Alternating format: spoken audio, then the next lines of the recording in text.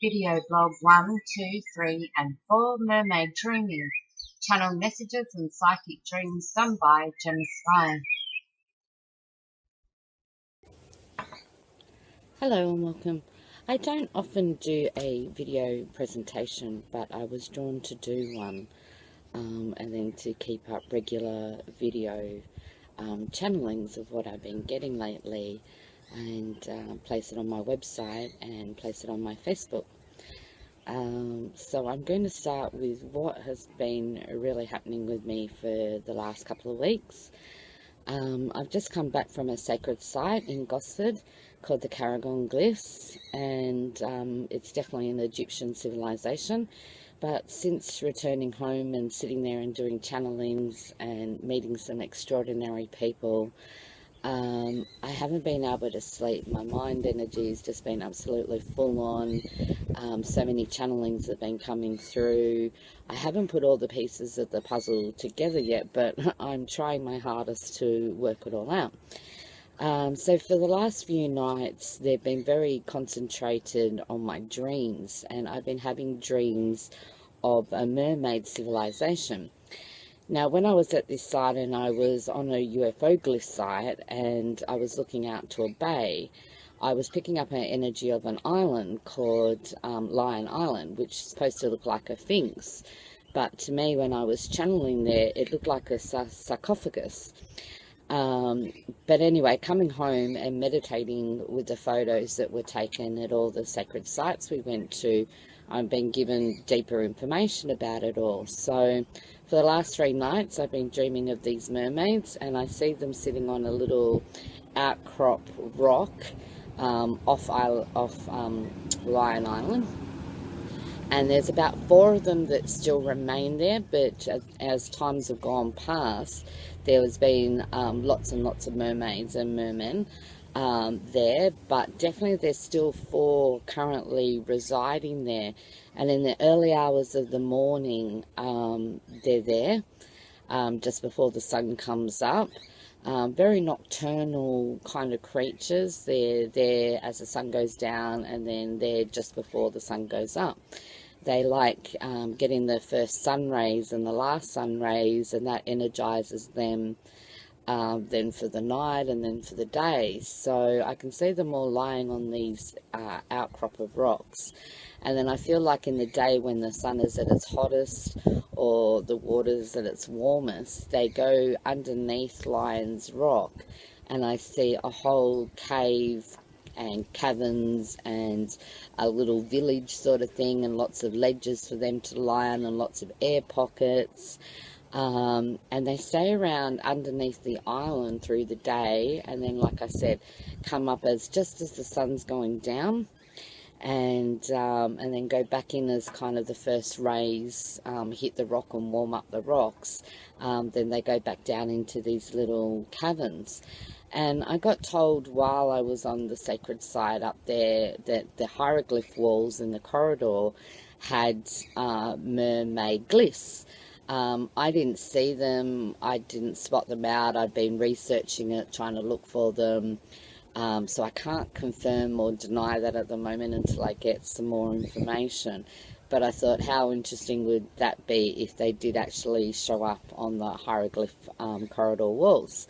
Because they're definitely there, and they're definitely still some alive and still some living there. I don't know if people have investigated that Lion Island. I just feel like there's so much more to see and to do. I feel like there's marker stones there that would point up to the Egyptian hieroglyphs. They would point to other sacred sites. So I feel like there's a lot still there to be discovered. I'm not sure if you can get on it because it could be government land, is what I'm getting. But if someone could get permission and explore around there, I think they would find a lot more stuff there. So hopefully the mermaids dreams that I've been having can get worked out, and I can get confirmed why I'm actually dreaming of them. I was lucky enough to see an artifact that did have mermaids on it, and I'm not sure where that was found or where that came from, but we've definitely got mermaids around Australia that are showing up and making presence known. So hopefully it will all unfold. Stay tuned. I've also been getting, since I've got back, a lot of Isis energy. While I was down there, we were sleeping in a tent underneath a golden Isis ankh, which was really quite strong and quite appropriate for the time we were going through. And she was talking to me the whole time I was on that sacred site, and been talking to me since I've got back. And she's made it very, very clear that there's a lot of feminine energy that is being suppressed at the moment. And it's time for women to actually stand up and be accountable now and say, I'm not going to take that. I'm not going to deal with that. Get out of my life if you can't handle my strong female energy. They're just trying to, men are trying to suppress it, government's trying to suppress it, everyone is trying to get rid of that female energy, because as we know, in the golden age it's going to be a lot more feminine, a lot more nurturing, a lot more love. So we're trying to prepare ourselves spiritually and psychically, and our alignments and our vibration to be able to handle all of that female energy. But men are just not handling it, and they're still trying to suppress the women. They're still trying to put them down. They're still trying to be in control. They're not listening to what women's intuition is saying and doing.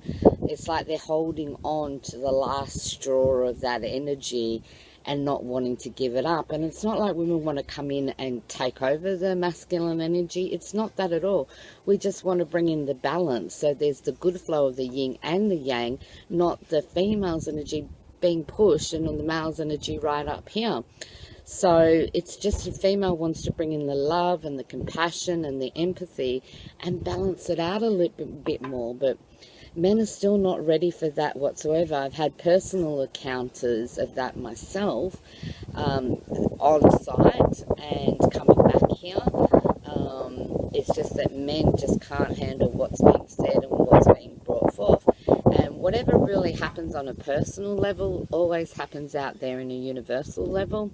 And to me, that ISIS regime that's doing things over there, for a long time, the media was calling it ISIS, but it's ISIL. And so to me, they were using the energy of the goddess Isis, which is feminine in all of its aspects, goddess of 10,000 names, so she can bring in all of the different aspects of the female. They were using her energy in a male organization, in a male energy dominated war form, and almost using it like black magic, again, to suppress the female and to use the female's energy for their own horrible ways, you know, to use it for their own benefit and to destroy the female in the process. So I thought that was really interesting, since I've been connecting very strongly with Goddess Isis, that's all been happening out there in our world. So yeah, and I keep getting with Isis too, on the sacred sites, there was definitely 3 sons of hers that were present and who were talking to me. But I also got, she had daughters, and she used to do water births. And a lot of the daughters couldn't handle living on land after being born in water and being surrounded by water. So a lot of them returned to the water, and they were the ones who actually became the mermaids. So I don't know if this Lion Rock and the mermaids that are there are actually the start of the mermaids, or the creation of the mermaids, or they were the first place that they inhabited. But I definitely felt Isis connections with the mermaids as well. And all the women who are having water births and things like that. And it's actually wonderful, because they're bringing in that mermaid energy into that child. So they're activating that DNA of the mermaid within that child who's getting born in the water. So they're actually helping subconsciously, or maybe consciously, to bring in back that Isis female line within that child as well. So how wonderful is that, that these water births have become so popular, and are so safe and secure now that we're bringing in all these children born from water, born from emotion, born from the female. So I think that is totally incredible. There's definitely so much man control out there, and that's the only word I have for it right now, is man control. They think they're still in power, they're struggling to hold on to it. They will keep suppressing and suppressing and do everything they can to stop the females from speaking and talking and holding any leverage. So more than ever, for the females out there, stand in your strength, stand in your power. Bring it forth what you want. Do your dreams, do your goals, live your life with full integrity. This they can't attack, because it's you and it's your power. Never let anyone, what they say or what they do to bring you down. It's their stuff, not yours. Especially with the males, it's their stuff and yours. There's also a lot of females out there who know of this female power coming back up and rising to the surface, but they want to do it with control. So they want all the power. That's why there's so many spiritual corporations at the moment, is because they want to be CEO of their company, but they've got to do it with the right integrity and the right feel and the right nurturing, not just promote and try and get high up in the ranks as they can and make as much money as they can. You've got to come from the heart. Female is the heart center. Female is just love and unconditional love. Who else does empathy better than a female? So got to think about it. If you're doing any workshops, just try and tune in to their heart center and tune into their energy. And if they're coming from the heart, great, go ahead. If you're getting, I don't know, I think this is more of a money-making scheme, it's not really tuned to me, then don't do it. Okay, just don't do it. Find some other avenue. There's a lot of great spiritual corporations out there, but there's a lot that just want your money in the pocket and don't really care about you and your emotions and what you're going through and what you get out of it. They just want to teach their platform of work. You take it or you leave it. So there's a lot of females who are also trying to come in and grab the power, and it's to bring in all the ones that are coming from the heart and integrity and build them up and get them ready to reinforce this beautiful feminine line that's coming through our world. So there's a lot of stuff with the suppression, and there's males that are noticing it and want to bring in the female and are trying very hard to find their feminine side and trying very hard to understand women, which I don't know if they ever will, but they're trying, and that is great. And there's a lot of guys coming from the heart, and it's beautiful when they do actually find their balance of the yin and yang and be a part of this spiritual world and this enlightenment and this awakening, being in that place. So they're not all bad, the males. I'm not bagging out every single male out there, but I'm just making you aware that there is a lot of struggles happening at the moment, and a lot of people trying to put down people, put down the female. It's happened for a long time in our history. Look at Mary Magdalene. Look at Mother of Jesus, Mother Mary. You know, where are they written about? They only became saints at a later date. You know, the church didn't want them in power, didn't want people to worship them, didn't even want people to know about them. But they were the greatest part of the Bible and the greatest part of Jesus's life and story. They should be high ranked up there and talked about more often than what they are. And look at all the churches run by males. Look at all the councils run by males. Look at all the governments run by males. Look at most of the corporations run by males. Everything is male orientated. Everywhere you go, you can feel their energetic imprint. So now it's time to place love anywhere you go and to change that energetic imprint. It's time to do spiritual alignments wherever you go and bring in rose quartz and place it anywhere you can. I put it in front of the council under a tree and hide it there. I put it out the front of my house. I hide.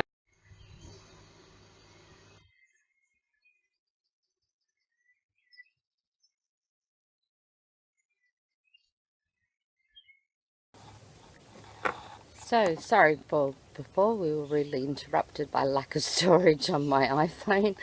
So here is part 2. with what I was talking about before was about bringing in the feminine energy back onto the planet and back into empowering women, and then giving the males the tools of working with the feminine energy as well.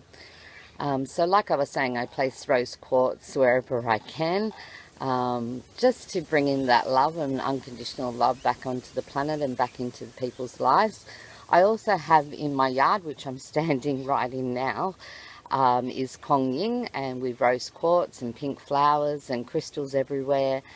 I come here and I sit down here in front of my altar, my love altar, and I put out prayers and I put out healing and I put out alignments to Mother Earth and to people who are struggling with the female energy. And being the psychic medium and doing readings every day for my own business, I see cycles. I see things that happen every week that are the same influence and the same information coming through and the same themes clients are talking about. There's a lot happening this week. We're in March 2015. Definitely the month of March and end of February, there's been a lot of communications interruptions. So it's almost like the universe or higher powers or government people are trying to stop a lot of the communication from happening.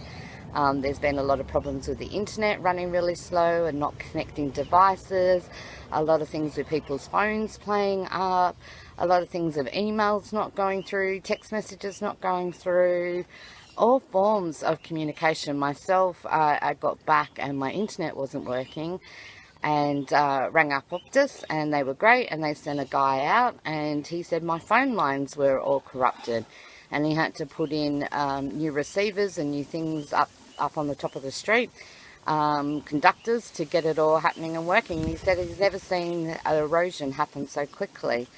So that was just my personal thing of communication, and then it took like 7 days to get the internet back and 7 days to plug in all the devices and get them all hooked up again. And I know a lot of people have been, sending text messages and they're not getting through to people, and emailing. So there is a lot of the Big Brother stuff, them reading and stopping messages and looking at what we're doing and what we're trying to promote and what we're trying to put out there. That comes, it always comes in waves and cycles of that. So I think that's just happening at the moment. Maybe we need to find better ways to communicate. Lately I've been doing a lot of mental telepathy, going out to people and saying, look, I'm here, I'm fine, okay, I just can't talk to you right now. There's also a lot of cases of missing children at the moment, with especially teenage girls. Worked on a big case with that about a week ago, and then last weekend.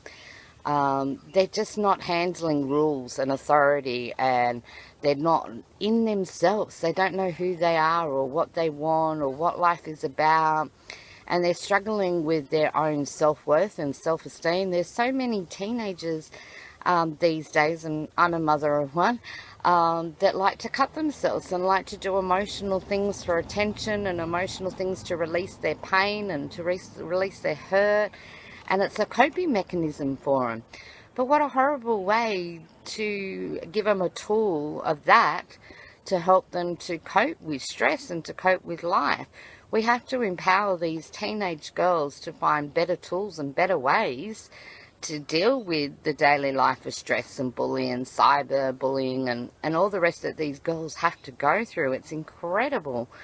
But let's try and give them other tools and other ways, and sit down and meditate with them and bring in unconditional love and bring in self-worth and find out what they truly think about themselves, why they need so many likes on Facebook or Instagram or any of those ones, or chat time, FaceTime, or all of those ones. Like, why do they need to have so many likes to actually feel popular?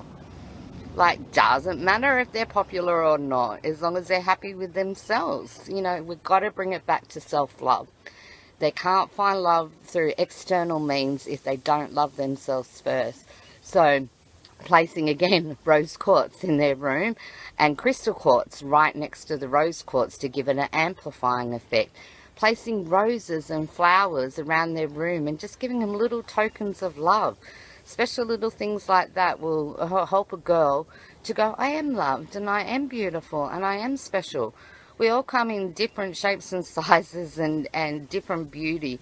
But to me, beauty is inside and out. And as soon as they can realize that themselves, makes their life a whole lot easier. But yes, we all go through it, and we all still go through it, but it's challenging ourselves to find that self-love and really relishing in it and doing the things you want to do instead of being afraid to do it.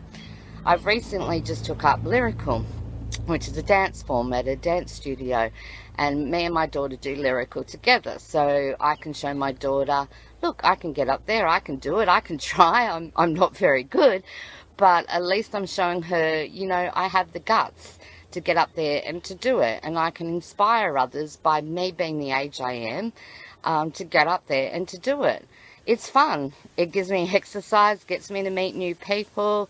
I love the moves. I love coming home and practicing the moves, and the best of all, our end of year concert, I get to dance on stage with my daughter, good or bad, however it goes, but at least I'm on there and I can have that memory to share with her that a mother and a daughter can do these things together, no matter your skill, no matter your look, no matter what. You know, I'm chubby and she's absolutely skinny and beautiful, but it doesn't matter because I feel beautiful inside.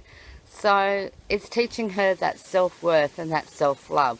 So all little tools like that, creating your own love altar in your place.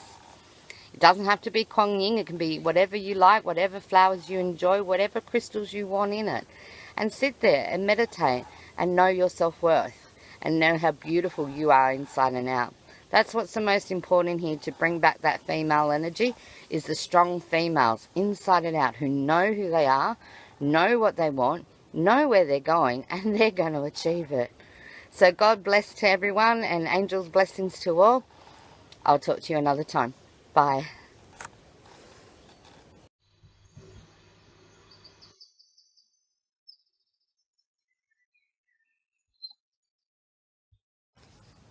Hi, just a quick little note. Something that I did forget was, again, I'm here under my altar, but I just wanted to let you know I feel like there's a flood coming, and all the ants are all now inside, and everybody's having problems with the ants. They're all coming in, and they're all trying to find shelter inside. That's quite normal and natural. There's definitely a flood coming our way. It might not be massive or anything too big, but there's definitely is some sort of a flood. And with that, I feel like it's going to be great. I feel like it's going to cleanse and purify the Sunshine Coast and Queensland, and even seep a little bit into New South Wales. It's just going to be a huge cleansing and purifying force that's going to come in, get rid of all this negative energy and all this communication problems, and it's just going to completely refresh it all. So then that will make the female line a lot easier as well, because we're going to be then working with clean, fresh, purified energy. So a change is coming in the air, coming in the ground. My feet tingle when I walk on Mother Earth. I get different sensations on my feet, which I know are different meanings. And now when I'm walking on Earth, I feel like it's like spongy, and I get a tingling sensation, and I know that means there's a flood or water coming in and seeping into the ground, and that will then help to purify our beautiful Mother Earth where we live on. Thank you, everyone. Cheers.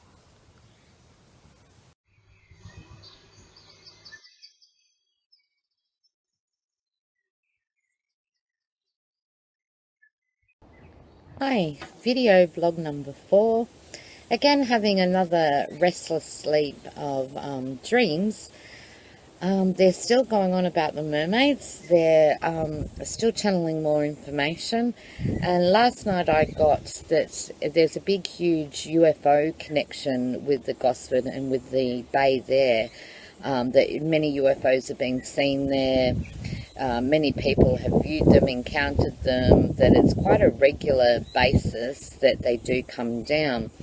And from what I was seeing from my visions last night was that they come down because of the mermaids. They're trying to capture them or find them or to view them. And what they do is they come down and then they scan the bay, they scan the water of the bay, and they try and find them, knowing that they're nocturnal. And then when they think they've found one, then they put down these things that suck up the water, And when they're sucking up the water, they're actually trying to capture the mermaids and pull them up to the ship, so then they can do experiments, so then they can mess around with their DNA, find out what kind of a hybrid they are and how they're still alive and how they operate. They're just curious. They're not trying to hurt them or kill the mermaids. They're just curious in what kind of a creature or a being and how they've survived so long undetected and what's so special about them. So they're definitely a huge UFO activity there because of the mermaids. It's also got counted connected with the crashed UFO ship that is there, that is a crystallized ship that is in the bottom of the bay, and they also come down there to gain the energy off the ship. It's almost like a little bit of a sinkhole of energy, so they try to, when they're going down and scanning the bay, they're looking for the ship as well. And I feel like the mermaids do go down to this sunken UFO ship and do swim around it. And so that's why the current UFOs that are coming down are doing that sucking thing, because they know that they're swimming around that ship, their ship. So it's all interconnected there, but that's what I've been getting last night, was that's why the UFOs suck up the water there, is to capture the mermaids. Now, after I put out my blogs yesterday on my dreams of mermaids, I've had some interesting emails that have come through. Some from my Aboriginal elder clients that I have here have rang me up and told me some legends about what the Aboriginals know about the mermaids, and they're all around Australia, different legends about mermaids here from the Aboriginals. So in the next little thing that I'm doing, it shows you pictures of mermaids that the Aboriginals do, what are on the wall glyphs and art, and some of their legends, because I think it's very important we have that awareness here in Australia that the Aboriginals have these legends and have these knowledge about these creatures here, and for us it can only help us to understand them a lot better, the Aboriginal race, and as well as the mermaid race also. So that will be coming shortly, that presentation. I'm just putting it all together today. Also with this channeling, I'm getting very strong again about the female energy. I've had a few cases around this week and talking to people about having problems with their teenage girls. And these girls are not going into self-responsibility whatsoever. They can disrespect people, treat them like SHIT, really, and don't think they have to make up for that or apologise or to even see what they've done wrong. They don't see they've actually done anything wrong by their such ways they disrespect people. And there's a lot of mothers out there, and good on them, that are trying to fight to get these children, these daughters, to understand their behaviour and to take some responsibility. So it's really good to see how society, us as women, are now standing up to these daughters and trying to teach them the right way. However we can do that and encourage all of that, I just feel like women are stepping up to the plate now and trying to work it all out and trying to get their daughters back into respect, the respect of themselves, for, you know, first and foremost, to love and honour themselves, and then to love other elder females in their life and to treat them with honour and respect, because in my book it always takes a tribe to raise a child. And just because I'm white, just because I'm Australian, doesn't mean that I don't consider other people's children my daughters, and that I could step in and help and try and do something with love and honour. But it's just so great to see women stepping up to the plate, teaching female energy. I had a client yesterday who's doing workshops on the feminine line, who's trying to teach women how to find themselves again and give them tools about finding what's appropriate female energy, and not to let anyone to deter that energy from rising and empowering us. So that was another great little confirmation I had with a client yesterday. Also had another client who works very strongly in Hawaii with the dolphins, and how all the female dolphins respond to all the females in the water, and how they encircle them and they just try to nurture and honor the women. The dolphin pods really respond to all the women. So again, that goes back to that female line, where the mermaids were coming from Isis energy. And there's also a legend that one of my elders told me in an email, that the children in the Aboriginal race that are born albino are known to be mermaids. So all of these little bits of tidbits I get all add up to all the story and just keep spurring me on. I also had a text message from a lovely friend of mine who I was telling her about these mermaids in Carragong and all this channeled information that I've been getting, and she wants me to come back down and hire a boat, and she wants to show me some of the rock formations down there where there's artifacts and there's carvings and there's different things all related to the mermaids. So my next journey in July will be go back down onto Sacred Site and to find this connection with the mermaids there that I know is there, and I can feel it with every ounce of me, and my psychic ability just goes bzzz, and I know it's full on, and I get confirmations of goosebumps all over me. So I know they're there, but going down and finding them and spotting them and being with them is not so much the mermaids themselves, but the artifacts and the history and the legends behind them there. Hopefully if I can see one, that would be even more awesome. But just to be in the energy of it all, I'm really looking forward to. So when we go back down to see more sacred sites, and of course to do more video presentations of all these sacred sites and spiritually what's there, the mermaids will definitely be included. So thank you very much for your time. Angel blessings to all. And hopefully there'll be another video blog tomorrow maybe. We'll never know. Okay, thank you. Bye. So I'm getting really drawn to Bargo, and I didn't know why, and it's been coming up in my head a few times before I went away. And I remember sitting down and writing the word Bargo out, and then I've just done a Google search, and it's come up mermaid pools and potholes. Mermaid pools and potholes are located in Woolloomoollee River and are open to the public for swimming. Historically, the Mermaid Pools was a local sacred Aboriginal site for women. It is believed to be protected by the spirits. In addition, the potholes, which is located near Mermaid Pools, have been a local communal gathering point for summer swimming since the early European settlers, and continues to be an attraction for local residents. So I think I might have to make a visit to the mermaid pools and to the potholes to connect in more with the mermaid energy.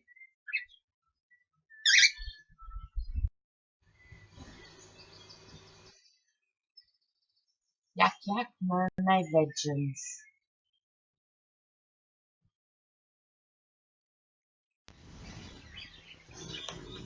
Okay, so after I put out the video blogs about the mermaids down at Carragong, I received a phone call last night from one of my Aboriginal elder friends who saw the video blog, and he thought he better contact me and let me know that I was definitely on the right track. He was lucky enough to share with me one of his stories that he had heard down the line and through the other elders growing up, a mermaid story that he wanted to share with me. So I want to share with you that story also. So I'm going to do that now. There is an old man who is what we call a good medicine man or a song man. He is leaving the camp because he wants to go on walkabout. Our song men feel discontented and disgruntled with his lot. Perhaps he feels unloved and unappreciated, so he goes wandering outside the camp. His family doesn't seem to care. He takes his rest under a big stringy bark tree, feeling his way and being in his daydreams. In his dream, the old man feels a sense of being pulled or lured by the land. He gets up and begins walking towards the cliff edge of the waterfall. He continues climbing down the rugged cliff face of the waterfall. Something is driving him. He finds himself in a trance, walking towards the sandy banks of the plunge pool. There is something there, he can feel it. Suddenly 3 mermaids appeared and startled the old man. The mermaids are young and extremely beautiful. They have chains of flowers in their long black hair and the same skin as our songman. The old man had never seen anything as beautiful in all of his years. He was mesmerized by their beauty and enchanted by the way they moved through the water. Their magic fascinated him. Slowly the songman begins to sing to the mermaids. He wants to keep them as long as possible. As he sings, he keeps moving closer to the mermaids. When the old man is at the water's edge, the mermaids grab him by the arm and take him deep down into the water. In the plunge pool, there are tunnels and caves. The songman finds himself in an underwater world where mermaids live and water creatures play and frolic. The songman loses time and spends his day singing and enchanting the mermaids with his music. As time passes, the songman begins to think about his family again. He sees a vision of his wife, his children and grandchildren crying and mourning the loss of their father and husband. The old man is moved by a realization that he is loved and needed by his family and his people. He explains to the mermaids that he misses his family terribly and that his family are mourning his death. He tells them that he must leave them and the underwater world and that he cannot continue to play music for them anymore. The mermaids cry and beg him to stay, but the old man is certain that he must go. So the freshwater crocodile and the turtle take turns in leading the old man back up to the surface of the water. When the song reaches the bank, the butcher bird that is carrying the spirit and the love of the family follows him back up the cliff and leads the songman back home to his family. The butcher bird and the magpie's song, which is a symbol of a homecoming. The old man's family hear the butcher bird first, and then they see their songman in the distance and rush up to meet him and embrace him. It took the old man's experience with the mermaids to make him understand that he is loved and that he belongs to his people.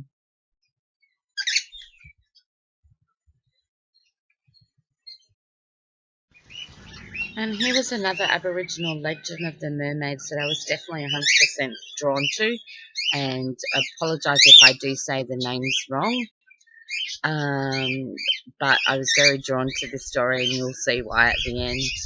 In Alchugaria, Ulubuluwu, the west wind lived on top of Merrigong, the Illawalla range, with the west wind with his 6 little daughters, Masoa, Wulga, Lilipili, Waddle, Clements, and Gira.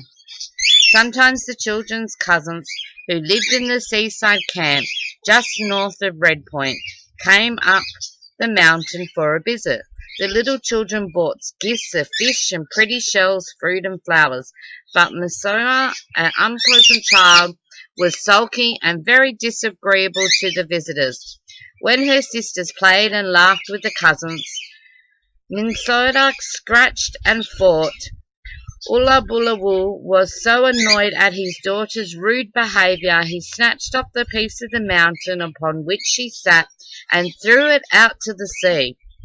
How strange to see a large piece of rock flying through the air with a little black girl, Minnesota, climbing to it. Plop went the great rock into the sea, giving Minnesota a shower bath, which cooled her naughty temper.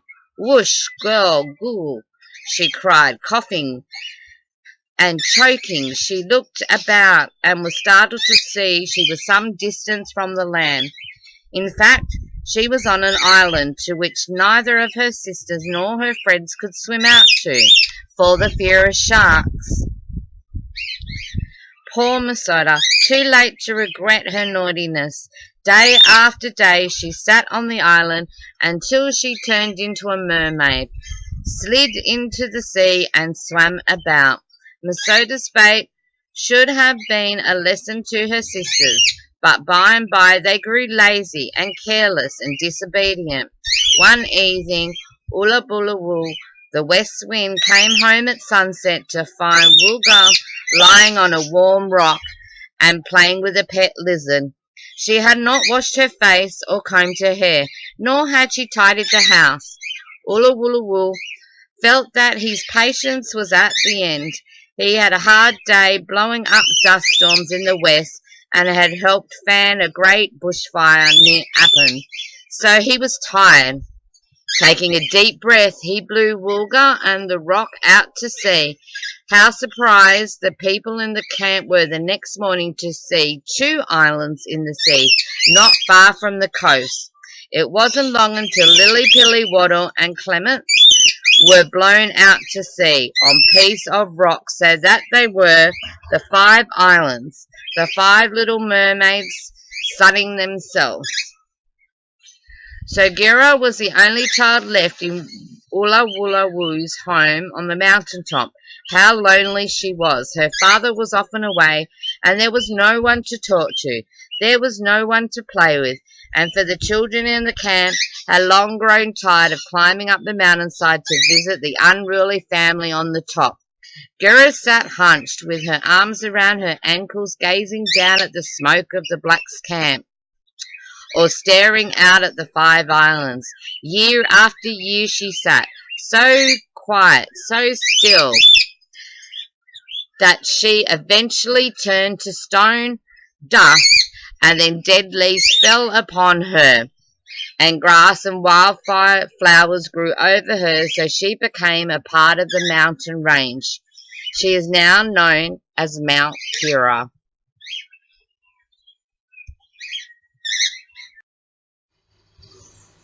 The stunning Mount Kira.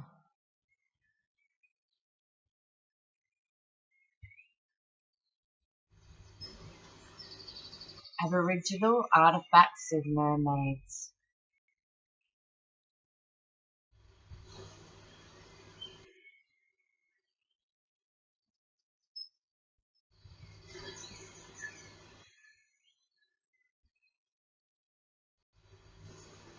Aboriginal wall markings or glyphs of mermaids.